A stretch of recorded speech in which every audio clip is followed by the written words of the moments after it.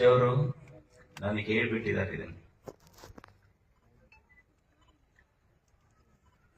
ನಾನು ಮಾಡೋದು ಇಷ್ಟೇ ಕೆಲಸ.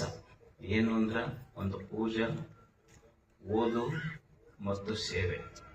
ನನಗೆ ಆ ಜಾತಿ, ಈ ಧರ್ಮ, ಆ ಧರ್ಮಗಳ ಗಲಾಟೆಗೂ ಕರ್ಕೊಂಡು ಹೋಗ್ಬೇಡ್ರಿ. ನನ್ನ ಧರ್ಮ ಮತ್ತು ನನ್ನ ಧರ್ಮದ ಪರಿಭಾಷೆ ಏನು ಅಂದ್ರ, ಲವ್ ಆಲ್ ಸರ್ವ್ ಆಲ್. ಇದು ನನ್ನ ಧರ್ಮದ ಪರಿಭಾಷೆ.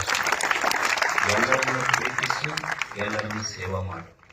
ಇದನ್ನು ಬಿಟ್ಟು ಇದಕ್ಕೆ ಮಿಕ್ಕಿದ ಧರ್ಮದ ಪರಿಭಾಷೆಗಳನ್ನು ತಿಳಿದುಕೊಳ್ಳುವಷ್ಟು ಪಂಡಿತನೂ ನಾನಲ್ಲ. ನನಗೆ ಗೊತ್ತಿರುವುದಿಷ್ಟೇ, ನಾನು ಇದನ್ನ ಮಾಡ್ತೇನೆ. ಇದನ್ನು ಬಿಟ್ಟು ದಯವಿಟ್ಟು ನನಗೆ ಯಾವ ಹೊರಗೂ ಕರ್ಕೊಂಡು ಹೋಗ್ಬೇಡ. ನನಗೆ ಅಜ್ಜಾರ್ ಹೇಳ್ಯಾರ,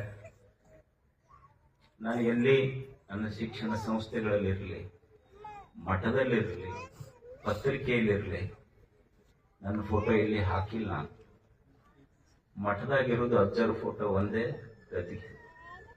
ಯಾರೋ ಕೇಳಿದ್ರೆ ನನಗೆ, ಅಲ್ಲ ಅಜ್ಜರ ನಿಮ್ಮ ಮಠದಾಗ ಫೋಟೋ ಹಾಕಿಲ್ಲ, ಮತ್ತೆ ನೀವು ಯಾರ್ದು ನೋಡಿದ್ರಿ ಮಠದಾಗ ಅಂತ ಕೇಳಿದ್ ನಾನು. ಒಬ್ರು ಯಾರೋ ಗುಲ್ಬರ್ಗದಿಂದ ಬಂದಿದ್ರು, ನಿಮ್ ಫೋಟೋ ಕಂಡಿಲ್ಲಲ್ಲ,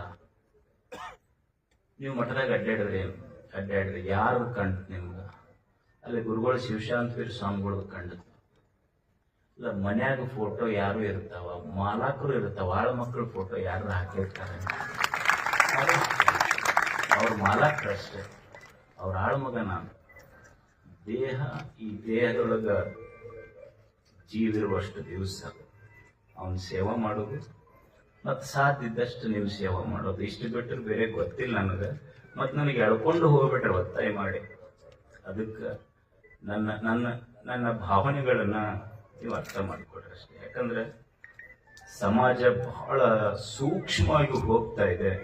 ನನಗೆ ಹೊರಗಿನ ವಿಷಯಗಳಲ್ಲಿ ಆಸಕ್ತಿ ಇಲ್ಲ. ತಮಗೆಲ್ಲ ಧನ್ಯವಾದ.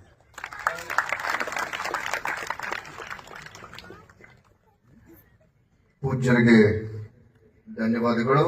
ಈಗ ಜಾದು ಇದೆ.